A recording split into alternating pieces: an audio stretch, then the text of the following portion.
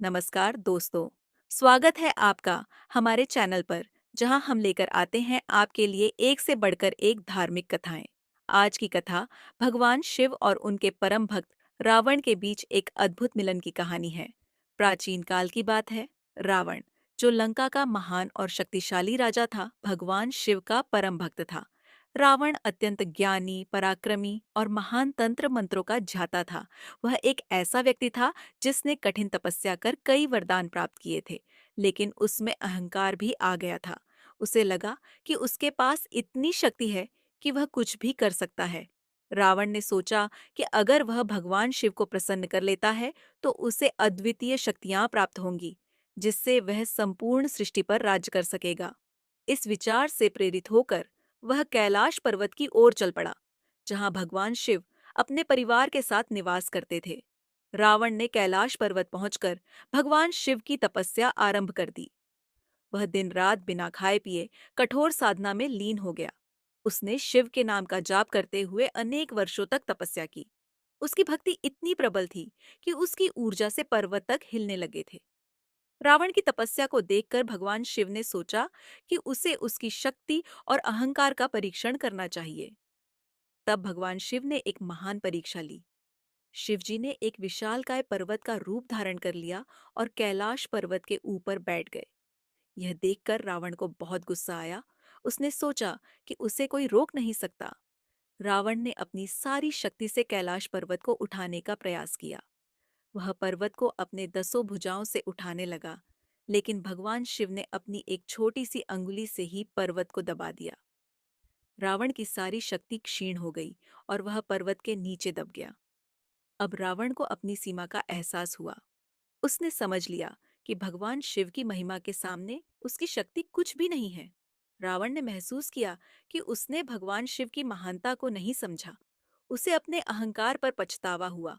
उसने भगवान शिव से क्षमा मांगते हुए पुनः भक्ति और विनम्रता का मार्ग अपनाने का संकल्प लिया।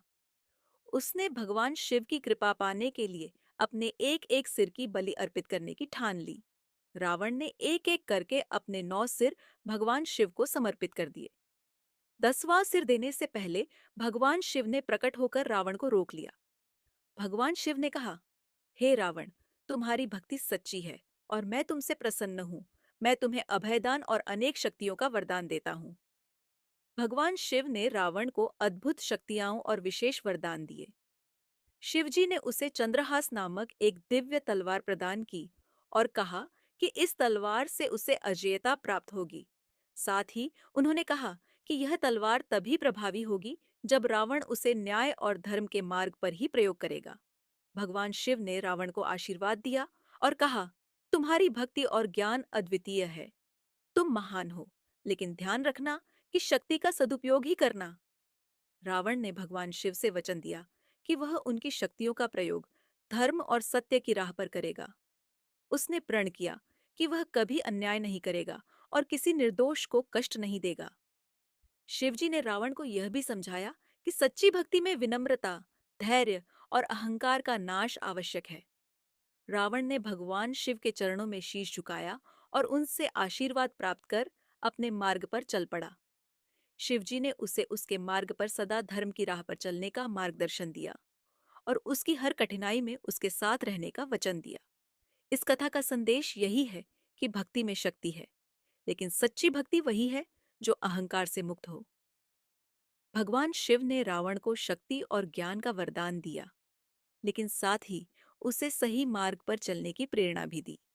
यह कथा हमें सिखाती है कि अगर हमारे पास शक्ति है तो उसे सदैव धर्म और सत्य की राह पर ही प्रयोग करना चाहिए।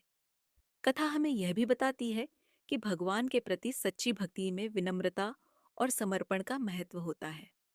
चाहे आप कितने भी ज्ञानी और शक्तिशाली क्यों ना हो, भगवान की शक्ति और करुणा के सामने हर कोई विनम्र हो जाता है। दोस्तों, यह थी हमारी आज की कथा, भगवान शिव और रावण के अद्भुत मिलन की। उम्मीद है कि आपको यह कहानी पसंद आई होगी। ऐसी ही और भी प्रेरणादायक कथाओं के लिए हमारे चैनल को सब्सक्राइब करें और इस वीडियो को लाइक और शेयर करना न भूलें। धन्यवाद। जय भोलेनाथ।